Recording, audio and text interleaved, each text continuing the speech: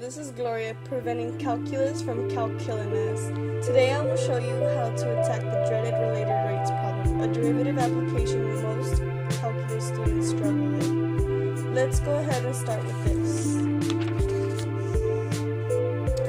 So you see, my homeboy at the Ramate came through with the raspado, and the only downside to that is that he gave it to me in one of those cheap Dixie conical paper cuts, and it's like 90 degrees right here, right now. My raspado is dripping out of my cup at about 1/4 of an inch cube per minute. This ice was right up to the rim. The cup has a base with a diameter of 3.5 inches. The cup's depth is like 4.5 inches deep. What I want to know is how fast I'm going to have to eat my raspado by the time it's down to half the OG depth. Now let's start putting things in proportion.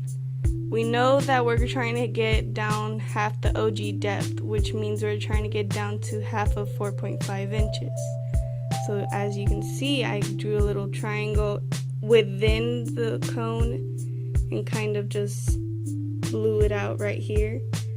And you see the proportionality between half the OG depth versus the actual OG depth. So this brings us to our third step, which is to identify the function.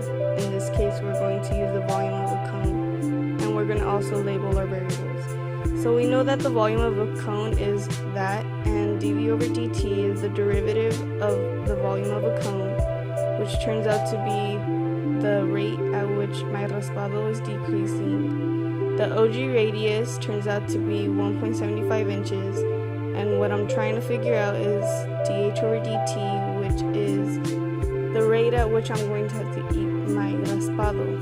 And just a quick little note, the OG depth is 4.5 inches, and half of that is 2.25 inches. So if you can recall from our glorious picture right here, we're going to go ahead and transfer this picture into proportions.